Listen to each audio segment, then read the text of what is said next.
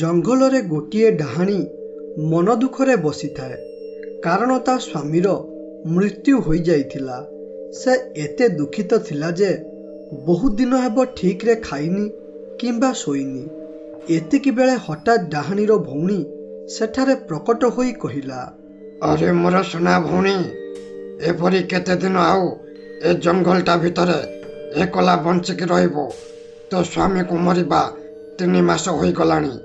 ଏତେ ଦିନ ହେବ ତୁ ଏଠାରେ ନ ଖାଇ ନ ପିଇ ବସିଛୁ, ଆଉ ତା ସହ ଠିକରେ ମଧ୍ୟ କାହା ସାଥିରେ କଥା ହେଉନୁ। ଯଦି ତୁ ଏପରି ରହୁ ତାହେଲେ ଅଳ୍ପ ଦିନ ଭିତରେ ତୋର ମଧ୍ୟ ତୋ ସ୍ୱାମୀ ପରି ମୃତ୍ୟୁ ହୋଇଯିବ। ଆରେ ତୋ ସ୍ୱାମୀ ପରି ଆମେ ମଧ୍ୟ ଦିନେ ନା ଦିନେ ନଷ୍ଟ ହେବା। ଆଉ ଏଥିରେ ଦୁଃଖ କଲା ଭଳି କଥା କ'ଣ? ଦେଖ, ତୁ ଏଇ ଗୋଟିଏ ଜାଗାରେ ବସିଥିବାରୁ ତୋତେ ଖାଲି ତୋ ସ୍ୱାମୀ କଥା ମନେ ପଡ଼ୁଛି। ତେଣୁ ତୁ ଥରେ ବାହାରେ ବୁଲି ଜଙ୍ଗଲ ଦେଖିବା ସହ ଅନ୍ୟମାନଙ୍କ ସାଥିରେ କଥା ହ। ଦେଖିବୁ ସବୁ କିଛି ଠିକ ହୋଇଯିବ ଏବଂ ମନ ମଧ୍ୟ ଭଲ ଲାଗିବ। ଆରେ ଭଉଣୀ, ମୋର ଏ ଜୀବନ ରଖିକି କିଛି ଲାଭ ନାହିଁ। ମୁଁ ମଧ୍ୟ ମୋ ସ୍ୱାମୀଙ୍କ ପରି ମରିବାକୁ ଚାହୁଁଛି ଏବଂ ତାଙ୍କ ପାଖକୁ ଯିବା ପାଇଁ ଚାହୁଁଛି। ତେଣୁ ମୋତେ ଏପରି ଏଠାରେ ଏକଲା ଛାଡ଼ିଦେ। ମୁଁ ମନ ଖୋଲିକି କାନ୍ଦିବାକୁ ଚାହୁଁଛି। ଏ ଦୁନିଆରେ ମୋର କେହି ବି ନାହାନ୍ତି। ଏପରି ମୁଁ ଏକଲା ବଞ୍ଚିବା ଅପେକ୍ଷା ମରିଯିବାଟା ଭଲ। ତେଣୁ ଭଲ ହେବ ମୋତେ ତୁ ଏକଲା ଛାଡ଼ିଦେ ଓ ଏଠାରୁ ପଳା। ମୋ ମନ ଯେବେ ଭଲ ହେବ ମୁଁ ଏଠାରୁ ଯିବି। ଦେଖ ଭଉଣୀ, ମୁଁ ତତେ କିଛି ବି ବାଧ୍ୟ କରିବାକୁ ଚାହୁଁନି। ମୁଁ ଜାଣିଛି ଏବେ ତୋର ପରିସ୍ଥିତି ଭଲ ନାହିଁ, ତେଣୁ ବେଶୀ କିଛି କହି ତତେ ଅଧିକ ଦୁଃଖିତ କରିବାକୁ ଚାହୁଁନି। ବାସ୍ ମୁଁ ଏତିକି କହୁଛି, ସବୁ ଶେଷ ପରେ କିଛି ନୂତନର ଆରମ୍ଭ ହୋଇଥାଏ। ତେଣୁ ତୁ ମଧ୍ୟ ନୂତନ ଜୀବନ ଆରମ୍ଭ କରିବାକୁ ଚେଷ୍ଟା କର। ଏ ମନ ହେଉଛି ପରିବର୍ତ୍ତନଶୀଳ। ଦେଖିବୁ କୁଆଡ଼େ ପରିବର୍ତ୍ତନ ହୋଇଯିବ। ସେ ଏପରି କହି ସେଠାରୁ ଅଦୃଶ୍ୟ ହୋଇଗଲା। ହେଲେ ଡାହାଣୀ ଏଠାରେ ମନ ଦୁଃଖରେ ବସିଥାଏ। ଏତିକି ବେଳେ ହଠାତ୍ ତାର ନଜର ପଡ଼ିଲା, ଗଛ ତଳେ ଗୋଟିଏ ଠେକୁଆ ମନ ଦୁଃଖରେ ବୁଲୁଥାଏ। ଡାହାଣୀ ସେ ଠେକୁଆକୁ ଦେଖି ଜାଣିପାରିଲା ଠେକୁଆର ମଧ୍ୟ ସ୍ୱାମୀ ମରିଯାଇଛି। ହେଲେ ତଥାପି ସେ ଗୋଟିଏ ନୂତନ ଜୀବନ ଆରମ୍ଭ କରିବା ପାଇଁ ଚେଷ୍ଟା କରୁଥାଏ। ଏହା ଦେଖି ଡାହାଣୀର ମନ ପରିବର୍ତ୍ତନ ହୋଇଗଲା।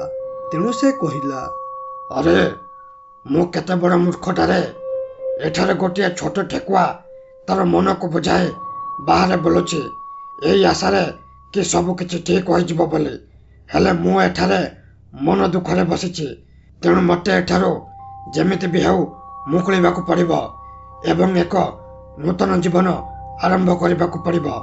ତେବେ ଯାଇ ମୁଁ ଠିକ ହୋଇପାରିବି। ଏବେ ବହୁତ ହୋଇଗଲା ଏକଲା ବସିବା। ଏବେ ସମୟ ଆସିଗଲା କିଛି କରିବାର।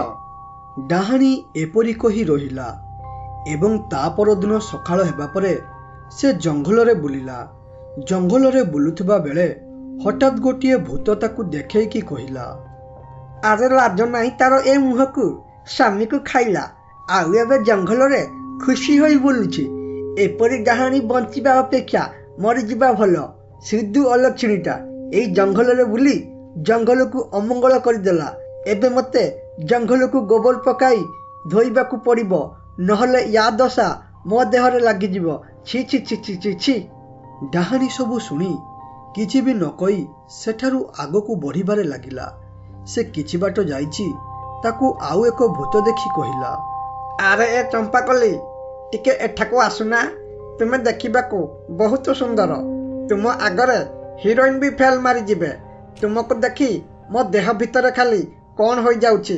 ଆରେ ମୁଁ କାଳେ ଶୁଣିଛି ତମ ସ୍ୱାମୀ ମରିଯାଇଛି।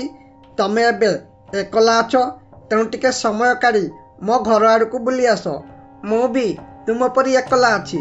ମୋତେ ତୁମର ସ୍ୱାମୀ ଭାବ ନା କ'ଣ କହୁଛ? ମୋ ପାଖକୁ ଆସିବ ନା ଆସିବନି? ଯଦି ଆସିବ ତାହେଲେ ତମେ ଯାହା କହିବ ମୁଁ ସେଇଆ ଦେବି। ବାସ୍ ଖାଲି ତମେ ମୋ ପାଖକୁ ଆସିବା ଦରକାର। ଏସବୁ ଶୁଣି ଡାହାଣୀ ବହୁତ ଦୁଃଖିତ ହୋଇଗଲା। ଏସବୁ କଥାକୁ ସହ୍ୟ କରିପାରିଲା ନାହିଁ। ଏହା ଶୁଣି ସତେ ତା ଦେହରେ ନିଆଁ ଲାଗିଗଲା ପରି ଲାଗୁଥାଏ। ହେଲେ ସେ ଚାହିଁଲେ ମଧ୍ୟ କିଛି କରିପାରିଲା ନାହିଁ। ତେଣୁ ସେ ସେଠାରୁ ଯାଇ ଗୋଟିଏ ଜାଗାରେ ବସି କହିଲା, ଆରେ ଇଏ କ'ଣ? ଦିନକୁ ଦିନ ଏ ଦୁନିଆ ବହୁତ ଖରାପ ହେବାରେ ଲାଗିଲାଣି। ଯିଏ ଦିନେ ମତେ ଭାଉଜ କହି ମୁଣ୍ଡ ନୁଆଇ ସମ୍ମାନ ଦେଉଥିଲା, ସେ ଆଜି ମତେ ଏପରି କଥାବାର୍ତ୍ତା କରୁଛି। ଆଉ ଯିଏ ମତେ ଦିନେ ଘରେ ଡାକି ଖାଇବାକୁ ଦେଉଥିଲା, ସେ ଆଜି ମତେ ଅମଙ୍ଗଳିଆ କହୁଛି। କ'ଣ ମୋ ସ୍ୱାମୀ ମରିବା ଭୁଲ ଥିଲା? କ'ଣ ମୋ ସ୍ୱାମୀ ପାଇଁ ମୁଁ ଆଜି ଏପରି କଷ୍ଟ ସହିବାକୁ ପଡୁଛି? ଆରେ ମୁଁ ତ ଭାବୁଥିଲି ଧୀରେ ଧୀରେ ମୋ ଭିତରେ ଥିବା ସବୁ ଦୁଃଖକୁ ଭୁଲିଯିବି ବୋଲି। ହେଲେ ଏ ଦୁନିଆ ମତେ ଠିକରେ ବଞ୍ଚିବାକୁ ଦେବନି। ଲାଗୁଛି ମତେ ସବୁଦିନ ଏପରି ଦୁଃଖରେ ଘରେ ରହିବାକୁ ପଡିବ। ଡାହାଣୀ ଏପରି କହି ମନ ଦୁଃଖ କରୁଥିବା ବେଳେ ହଠାତ୍ ତାର ମୁଣ୍ଡକୁ ଗୋଟିଏ ଭଲ ବୁଦ୍ଧି ଜୁଟିଲା। ତେଣୁ ସେ କହିଲା, ଆରେ କ'ଣ ଏଇ ସାଧାରଣ କଥାରେ ମୁଁ ହାରିଯିବି କି? ଯାହା ତ ହେବା କଥା ହୋଇଗଲାଣି।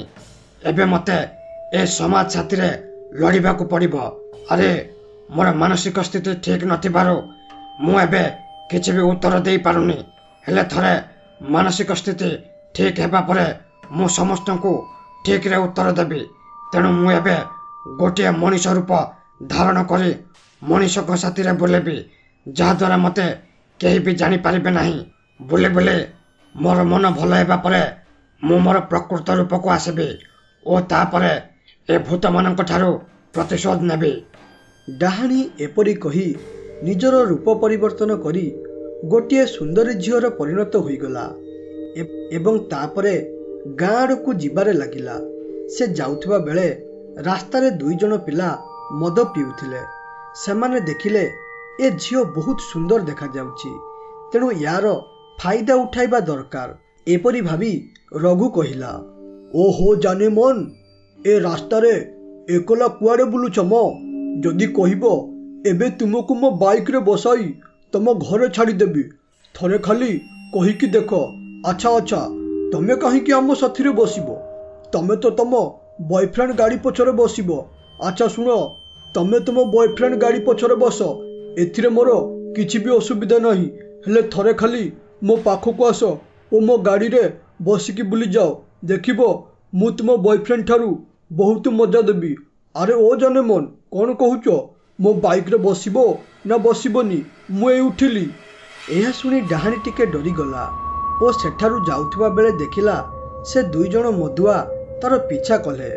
ଏହା ଦେଖି ଡାହାଣୀ ଡରରେ ସେଠାରୁ ଦୌଡ଼ିକି ପଳାଇଲା ଓ ଜଙ୍ଗଲର ଗୋଟିଏ ଜାଗାରେ ଲୁଚିକି କହିଲା, ଆରେ ଏ ଭୂତମାନଙ୍କ ଠାରୁ ମଣିଷ ଜାତି ବହୁତ ଖତରନାକ।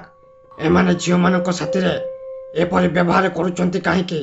ୟାଙ୍କ ଘରେ କ'ଣ ମା ଭଉଣୀ ନାହାନ୍ତି କି? ଏମାନେ ଏପରି ସକାଳେ ରାସ୍ତା କଡ଼ରେ ମଦ ପିଇ ଝିଅଙ୍କୁ ହଇରାଣ କରୁଛନ୍ତି, ଅଥଚ ୟାଙ୍କୁ କହିବା ପାଇଁ କେହି ନାହାନ୍ତି କିମ୍ବା ପୋଲିସ ମଧ୍ୟ ୟାଙ୍କର କିଛି ବି କରୁନି। ଦିନକୁ ଦିନ କ'ଣ ଏ ସମାଜ ଏତେ ତଳକୁ ଖସିଗଲା, ଯାହା ଶିକାର କେବଳ ନାରୀମାନେ ପାଉଛନ୍ତି। କ'ଣ ଗୋଟିଏ ନାରୀ ହୋଇ ଜନ୍ମ ହେବାଟା ଭୁଲ? ନା ଆମର ଜୀବନ ବୋଲି କିଛି ନାହିଁ? ହେ ଭଗବାନ, କିପରି ଏ ଅନ୍ୟାୟ ଅତ୍ୟାଚାର ଦେଖିକି ସହୁଛ? କାହିଁକି ତମେ ଏଭଳି ପାପୀମାନଙ୍କୁ ମାରି ଦେଉନା? ହେଲେ ଏପାଖରେ ଏ 2 ଜଣ ମଦୁଆ ରଘୁ ଓ ଅକ୍ଷୟ ଡାହାଣୀକୁ ଖୋଜି ଖୋଜି ଜଙ୍ଗଲକୁ ପଳାଇ ଆସିଲେ।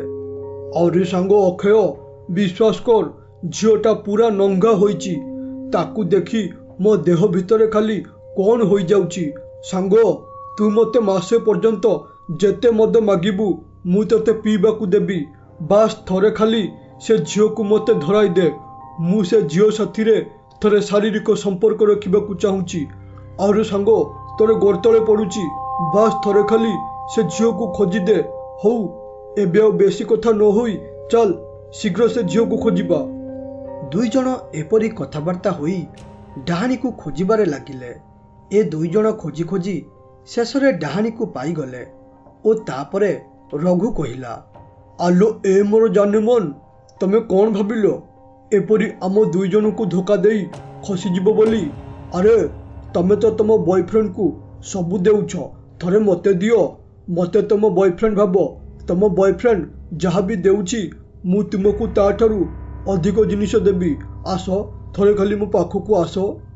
ରଘୁ ଏପରି କହିବା ପରେ 2 ଜଣ ମିଶି ଡାହାଣୀକୁ ବଳାତ୍କାର କରିବାରେ ଲାଗିଲେ। ଡାହାଣୀ ଏ 2 ଜଣ ରାକ୍ଷସମାନଙ୍କ କବଳରୁ ମୁକ୍ତ ହୋଇପାରିଲା ନାହିଁ। ଏ ରାକ୍ଷସ ତାଙ୍କ ପାପ କାର୍ଯ୍ୟ କରିସାରିବା ପରେ ରଘୁ କହିଲା, ଆଲୋ ଏ ଝିଅ, ଆମେ 2 ଜଣ ତୋ ସାଥିରେ ଯାହା ବି କଲୁ, ଯଦି ତୁ ଏ ବିଷୟରେ କାହାକୁ କିଛି କହିବୁ କିମ୍ବା କିଏ ବି ଏ ବିଷୟରେ ଜାଣେ, ତାହେଲେ କ'ଣ ହେବ ତୁ ଜାଣିପାରିଥିବୁ। ମାନେ ତୋ ସାଥିରେ ଆମେ ଯାହା ବି କଲୁ ସେସବୁ ମୋବାଇଲରେ ରେକର୍ଡ କରିଛୁ ଓ ଏ ବିଷୟରେ ଯଦି କାହାକୁ କହୁ ତାହେଲେ ଭିଡ଼ିଓଟା ଭାଇରାଲ କରିଦେବି, ବୁଝିଲୁ। ତେଣୁ ଭଲ ହେବ ତୁ ତୋର ପାଟି ବନ୍ଦ କରି ରଖ। ଏହା ଶୁଣିବା ପରେ ଡାହାଣୀ ତାର ପ୍ରକୃତ ରୂପକୁ ଆସିଲା ଏବଂ ଏ 2 ଜଣଙ୍କୁ ମାରିଦେଲା ଓ ତାପରେ କହିଲା, ଆରେ ମୁଁ ଆଜି ଏ ରାକ୍ଷସମାନଙ୍କ ଦ୍ୱାରା ଅପବିତ୍ର ହୋଇଗଲି। ଏ ରାକ୍ଷସ ପରି ଆହୁରି ଅନେକ ମଣିଷ ବୁଲୁଛନ୍ତି ଯେଉଁମାନଙ୍କୁ ମୃତ୍ୟୁଦଣ୍ଡର ଆବଶ୍ୟକ ଅଛି। ମୋର ସ୍ୱାମୀ ମରିବାରୁ ମୋତେ ସମସ୍ତେ ଅମଙ୍ଗଳିଆ କହିଲେ। ଏବେ ମୋର ବଳାତ୍କାର ପରେ ଜଣା ନାହିଁ ଲୋକେ କ'ଣ କହିବେ। ତେଣୁ ଏପରି ଜୀବନ ରଖିବା ଅପେକ୍ଷା ମରିଯିବା ଭଲ। ଡାହାଣୀ ଏପରି କହି ଆତ୍ମ ଆହୁତି ଦେଇ ଜଳିପୋଡ଼ି ମରିଗଲା। ଦର୍ଶକ ବନ୍ଧୁ, ଏହା ହୁଏତ ଗୋଟିଏ କାହାଣୀ ହୋଇପାରେ, ହେଲେ ବାସ୍ତବ ଜୀବନରେ ଏ 2 ଜଣଙ୍କ ପରି ରାକ୍ଷସ ବୁଲୁଛନ୍ତି, ଯିଏକି ଏପରି ନିରୀହ ଝିଅମାନଙ୍କୁ ବଳାତ୍କାର କରୁଛନ୍ତି, ଯେଉଁଥିପାଇଁ ନିରୀହ ଝିଅ ନିଜର ଜୀବନ ହାରୁଛନ୍ତି। ଏପରି ପାପୀମାନଙ୍କୁ ଉପଯୁକ୍ତ ଦଣ୍ଡ ମିଳୁନି, ଯାହାଦ୍ୱାରା ସେ ସବୁଆଡ଼େ ଭଲରେ ବୁଲୁଛନ୍ତି। ତେଣୁ ଆପଣମାନେ କେବଳ ସୋସିଆଲ ମିଡ଼ିଆରେ ଜଷ୍ଟିସ୍ ଲେଖିଲେ ହେବନି, ବରଂ ବାସ୍ତବରେ କିଛି କରିବାକୁ ପଡ଼ିବ, ଯାହାଦ୍ୱାରା ଏ ସମାଜ ସୁଧୁରିଯିବ।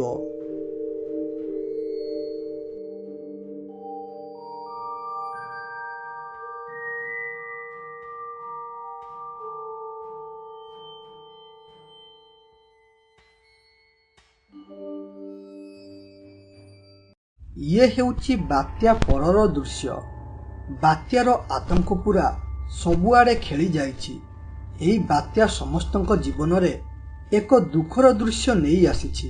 କାହାର ଘରଦ୍ୱାର ଭାଙ୍ଗିଛି ତ ଆଉ କାହାର ଚାଷ ଜମି ନଷ୍ଟ ହୋଇଯାଇଛି। ଆରେ ଏ ସୂର୍ୟା ଭାଇ, ଏ ବାତ୍ୟା ମୋର ସବୁ କିଛି ନଷ୍ଟ କରିଦେଲା ରେ। ମୁଁ ପୁରା ବର୍ବାଦ ହୋଇଗଲି। ମୁଁ ଚାଷ ପାଇଁ ବ୍ୟାଙ୍କରୁ ଲୋନ୍ ଆଣିଥିଲି। ଏଥର ମଧ୍ୟ ମୋର ଚାଷ ଭଲ ହୋଇଥିଲା। ମୋତେ ତ ଲାଗୁଥିଲା ଏଥର ଭଲ ଟଙ୍କା ରୋଜଗାର ହେବ, ହେଲେ ଚାଷ ବାହାରିବା ପୂର୍ବରୁ ବାତ୍ୟା ଆସି ମୋ ଚାଷ ଜମି ସବୁ ନଷ୍ଟ କରିଦେଲା। ଏବେ ମୁଁ ବ୍ୟାଙ୍କ ଲୋନ୍ କେମିତି ସୁଝିବି, କିପରି ବଞ୍ଚିବି? ହଇରେ ମାଧବ, ଏହା କେବଳ ତୋର ଏକଲା ସମସ୍ୟା ନୁହଁ, ବରଂ ସବୁ ଚାଷୀମାନଙ୍କର ସମସ୍ୟା। ତୋର ତ କେବଳ ଚାଷ ଜମି ନଷ୍ଟ ହୋଇଛି, ମୋର ତ ଚାଷ ଜମି ସହ ଘର ମଧ୍ୟ ନଷ୍ଟ ହୋଇଯାଇଛି। ଏବେ ମୁଁ ରହିବି କୋଉଠି, ଖାଇବି କ'ଣ, କିଛି ବି ବୁଝିପାରୁନି ରେ। ହେ ପ୍ରଭୁ, ଏବେ ତୁମେ ହିଁ ବଞ୍ଚିବାର କିଛି ବାଟ ଦେଖାଅ। ଏପରି ପ୍ରତ୍ୟେକ ଲୋକଙ୍କର ଜୀବନରେ କିଛି ନା କିଛି ଦୁଃଖ ବାତ୍ୟା ଆଣିଦେଇଛି। ଗାଁ ଲୋକ ଭାବୁଥିଲେ ଏହା ହେଉଛି ଶେଷ ଦୁଃଖ, ହେଲେ ସେ ଜାଣିନଥିଲେ ଇଏ ତ ବାସ୍ ଆରମ୍ଭ ଥିଲା। ଆଗକୁ ଏକ ଭୟଙ୍କର ଦୁଃଖ ଆସିବାର ଥିଲା। ମୁଁ ଏପରି କହିବାର କାରଣ କ'ଣ, ଆଗକୁ ଦେଖ। ସୂର୍ୟା ତାର ଚାଷ ଜମି ପାଖକୁ ଯାଉଥିଲା।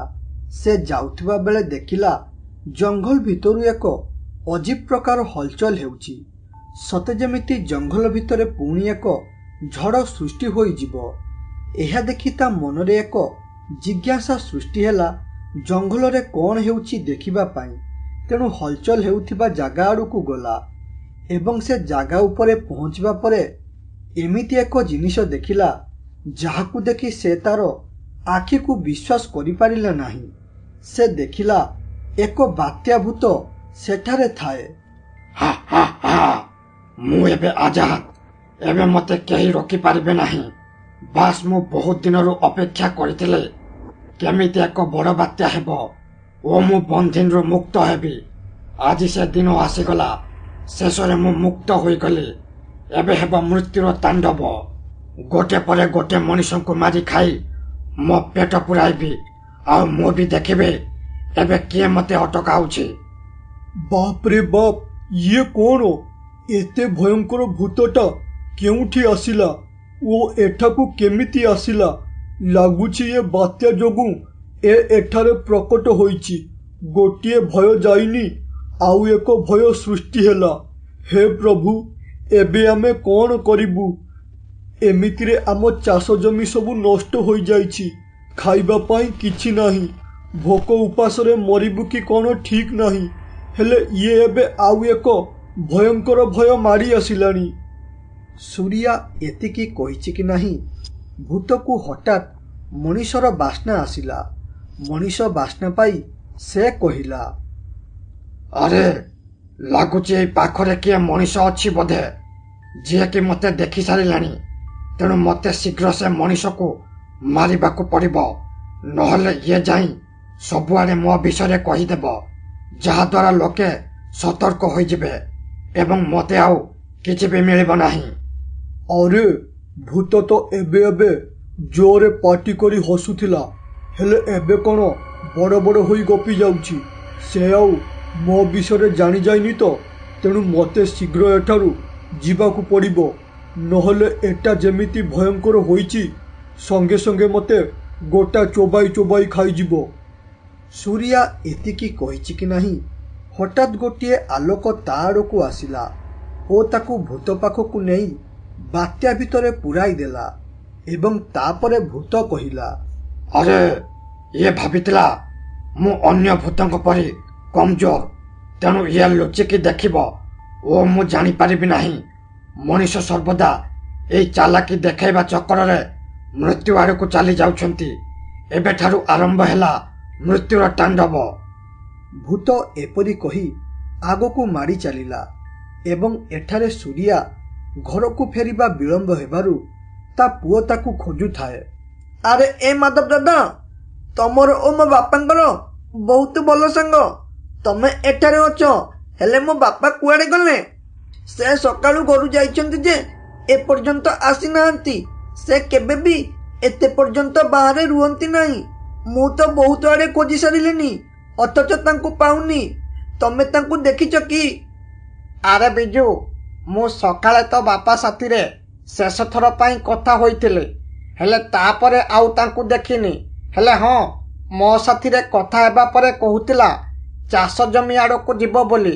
ବୋଧେ ସେଇଆଡ଼େ ଯାଇଥିବ। ତେଣୁ ତୁ ଗୋଟେ କାମ କର, ଚାଷ ଜମି ଆଡ଼କୁ ଟିକେ ଯା। ଚାଷ ଜମି ଆଡ଼ୁ ଟିକେ ତୋର ବାପାଙ୍କୁ ଖୋଜି ଆସ। ଦେଖିବୁ ସେ ନିଶ୍ଚିତ ମିଳିଯିବେ। ଜମିର ଧାନ ଗୁଡ଼ିକ ବହୁତ ଅଡ଼ୁଆ ହୋଇଯାଇଥିଲା, ତେଣୁ ସେଗୁଡ଼ାକୁ ବୋଧେ ତୋ ବାପା ସଜାଡ଼ୁଥିବେ। ତେଣୁ ଘରକୁ ଆସିବା ବିଳମ୍ବ ହେଉଛି। ଏହା ଶୁଣି ବିଜୁ ଚାଷ ଜମି ଆଡ଼କୁ ଯିବାରେ ଲାଗିଲା। ସେ କିଛି ବାଟ ଗଲା ପରେ ଯାଇ ତାଙ୍କ ଜମି ପାଖରେ ପହଞ୍ଚିଗଲା ଓ ସେଠାରେ ପହଞ୍ଚି ଦେଖେ ତ ତା ବାପା ନାହାନ୍ତି। ତେଣୁ ସେ ତାର ବାପାଙ୍କୁ ଜୋରରେ ପାଟି କରି ଡାକିଲା, ଆରେ ବାପା, ତମେ କୁଆଡ଼େ ଗଲ? ଶୀଘ୍ର ଘରକୁ ଆସ। ସକାଳୁ ଏମିତି ତମେ କୁଆଡ଼େ ପଳାଇ ଯାଇଛ କି? ଦେଖା ଦର୍ଶନ ଦେଉନା। ବୋଉ ତୁମକୁ ଖୋଜି ଖୋଜି ପାଗିଳି ହୋଇଗଲାଣି। ତେଣୁ ମୋତେ ବାଧ୍ୟ ହୋଇ ତୁମକୁ ଖୋଜିବାକୁ ପଡ଼ିଲା। ତେଣୁ ଯଦି ମୋର ଆବାଜ ଶୁଣୁଛ, ତାହେଲେ ଶୀଘ୍ର ଘରକୁ ଚାଲ। ଏହି ବାତ୍ୟା ବିଷୟରେ ବୁଝିବାକୁ କିଛି ସରକାରୀ ଲୋକ ଆମ ଘରକୁ ଆସିଛନ୍ତି। ବିଜୁ ଏପରି ଡାକିବା ପରେ ମଧ୍ୟ କୌଣସି ଉତ୍ତର ଆସିଲା ନାହିଁ। ତେଣୁ ସେ ଟିକେ ଆଶ୍ଚର୍ଯ୍ୟ ହୋଇ କହିଲା, ଆରେ ବଡ଼ ଆଶ୍ଚର୍ଯ୍ୟ କଥା। ବାପା ଘରେ ନାହାନ୍ତି, ତାଙ୍କ ସାଙ୍ଗ ପାଖରେ ନାହାନ୍ତି ଓ ଚାଷ ଜମିରେ ମଧ୍ୟ ନାହାନ୍ତି। ତାହେଲେ ସିଏ ଗଲେ ତ ଗଲେ କୁଆଡ଼େ? ସେ ଆଉ କିଛି ଅସୁବିଧାରେ ପଡ଼ିଗଲେନି ତ, ଯେଉଁଥିପାଇଁ ତାଙ୍କର ସକାଳୁ କୌଣସି ଦେଖା ଦର୍ଶନ ନାହିଁ? ସେ ଏତିକି କହୁଥିବା ବେଳେ ସେଠାକୁ ତାଙ୍କ ଗାଁର ରମେଶ ଆସିଲା ଓ କହିଲା, ଆରେ ଏ ବିଜୁ, ତୁ ଏଠାରେ କ'ଣ କରୁଛୁ ଓ କ'ଣ ଏପରି ବଡ଼ ବଡ଼ ହୋଇ ଗପି ଯାଉଛୁ? କ'ଣ ପାଗଳ ଫାଗଳ ହୋଇଗଲୁ କିରେ? ଆଉ ହଁ, ତୋ ବାପା ଆଜି କ'ଣ ଚାଷ ଜମିକୁ ଆସିନାହାନ୍ତି? ବାତ୍ୟା ଯୋଗୁଁ ଧାନ ସବୁ ଅଡ଼ୁଆ ହୋଇଯାଇଛି, ତାକୁ କେବେ ସଜାଡ଼ିବେ? ଆରେ ଯାହା ହେବା କଥା ତ ହୋଇଗଲାଣି, ତେଣୁ ସବୁ କଥା ଭୁଲି ଚାଷ ଜମିକୁ ଆସିବାକୁ ପଡ଼ିବ ଓ ପୂର୍ବଥର ପରି କାମ କରିବାକୁ ପଡ଼ିବ, ନହେଲେ ଶେଷରେ ହାତରେ କିଛି ବି ନଥିବ। ଏହା ଶୁଣି ବିଜୁ ଆଶ୍ଚର୍ଯ୍ୟ ହୋଇଗଲା ଓ କହିଲା, ଆରେ ରମେଶ ଦାଦା, କ'ଣ କହୁଛ ତୁମେ? ମୋ ବାପା ଜମିକୁ ଆସିନାହାନ୍ତି, ତାହେଲେ ସିଏ ଗଲେ କୁଆଡ଼େ? ସକାଳୁ ମୁଁ ଖୋଜୁଛି, ହେଲେ ତାଙ୍କୁ ପାଉନି। ତେଣୁ ବାଧ୍ୟ ହୋଇ ଏ ଚାଷ ଜମିକୁ ଆସିଲି। ହେଲେ ତମେ କହୁଛ ସେ ଏଠାକୁ ଆସିନାହାନ୍ତି, ତାହେଲେ ଗଲେ ତ ଗଲେ କୁଆଡ଼େ? ହଉ ଦାଦା, ତମେ କାମ କର, ମୁଁ ଯାଉଛି ଜଙ୍ଗଲ ଆଡ଼େ ଟିକେ ମୋ ବାପାଙ୍କୁ ଖୋଜିବି। ଏପରି କହି ବିଜୁ ସେଠାରୁ ପଳାଇ ଆସିଲା ଜଙ୍ଗଲ ଆଡ଼କୁ। ସେ ଜଙ୍ଗଲରେ ତାର ବାପାଙ୍କୁ ଖୋଜୁଥିବା ବେଳେ ଦେଖିଲା ଜଙ୍ଗଲ ହଲଚଲ ହେଉଥାଏ। ଏହା ଦେଖି ବିଜୁ ଟିକେ ଡରିଗଲା ଓ କହିଲା, ଆରେ ଇଏ କ'ଣ? ଏ ଜଙ୍ଗଲ ଭିତରୁ ଇଏ କିପରି ହଲଚଲ ହେଉଛି? ସତେ ଯେମିତି ଜଙ୍ଗଲରେ ବାତ୍ୟା ହୋଇଗଲା କି ଆଉ। ତେଣୁ ଯାଉଛି ଦେଖିବି ଭିତରେ କ'ଣ ହେଉଛି। ଆରେ ନା ନା, ସେଟା କ'ଣ ମୁଁ ଜାଣିନି। ଯଦି କୌଣସି ଭୟଙ୍କର ଜୀବଜନ୍ତୁ ହୋଇଥିବେ କିମ୍ବା କୌଣସି ଭୂତ ହୋଇଥିବ, ତାହେଲେ ମୋର ମରିବାଟା ପୁରା ଫାଇନାଲ ହୋଇଯିବ। ତେଣୁ ମୋତେ କେଉଁଠି ଗୋଟେ ଲୁଚି ରହି ସେ ହଲଚଲ ଉପରେ ନଜର ରଖିବାକୁ ପଡ଼ିବ। ଏପରି କହି ସେ ଗୋଟିଏ ଜାଗାରେ ଲୁଚି ସେ ହଲଚଲ ହେଉଥିବା ଜାଗା ଉପରେ ନଜର ରଖିଲା ଏବଂ କିଛି ସମୟ ପରେ ଦେଖିଲା ସେ ବାତ୍ୟା ଭୂତ ବାହାରି ଗାଁ ଆଡ଼କୁ ଯାଉଥାଏ। ଏବେ ଆପଣମାନଙ୍କ ମନରେ ପ୍ରଶ୍ନ ଆସୁଥିବ, ଯଦି ଭୂତ ସୁରିଆର ବାସ୍ନା ପାଇ ତାକୁ ବନ୍ଦିନ କଲା, ତାହେଲେ ବିଜୁ ଶରୀରର ବାସ୍ନା ତା ନାକରେ ବାଜିଲାନି କାହିଁକି? ଏସବୁର କାରଣ ହେଉଛି ବିଜୁ ତାର ଶରୀରରେ ସେଣ୍ଟ ପକାଇଥାଏ, ଯାହାଦ୍ୱାରା ତାର ଦେହରୁ ମଣିଷର ଗନ୍ଧ ବାହାରୁ ନଥିଲା। ଭୂତ ସେଠାରୁ ଗଲା ପରେ ବିଜୁ କହିଲା, ଆରେ ବାପରେ ବାପ, ଇଏ କି ଭୂତରେ? ଏପରି ଭୂତ ମୁଁ ତ ମୋ ଜୀବନରେ କେବେ ବି ଦେଖିନଥିଲି କିମ୍ବା ଶୁଣିନଥିଲି। ଏ ଭୂତକୁ ଦେଖି ମୋ ଶରୀର ପୁରା କମ୍ପି ଉଠୁଛି। ଯଦି ମୁଁ ହଲଚଲ ଦେଖିବାକୁ ଜଙ୍ଗଲ ଭିତରକୁ ପଶିଥାନ୍ତି ନା, ତାହେଲେ ହୁଏତ ଆଜି ମୋର ମୃତ୍ୟୁ ହୋଇଯାଇଥାନ୍ତା।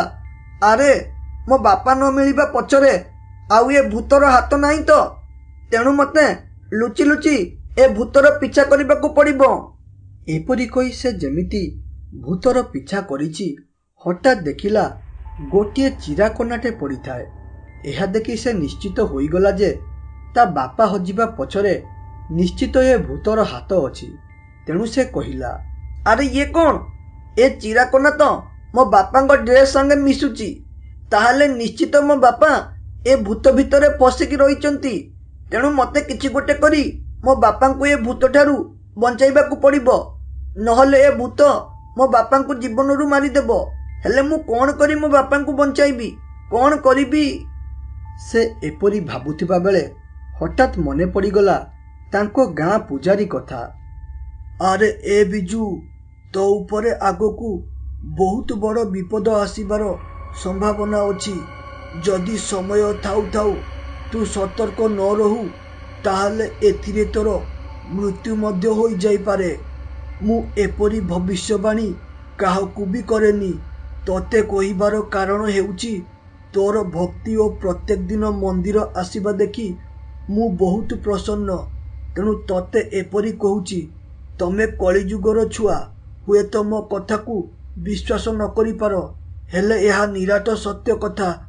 ଆରେ ବାବା, ମୁଁ କାହିଁକି ତୁମ କଥାକୁ ବିଶ୍ୱାସ କରିବି ନାହିଁ? ମୁଁ ବିଶ୍ୱାସ କରୁଛି ତୁମ କଥା, ମାନୁଛି ମୁଁ କଳିଯୁଗର ଛୁଆ।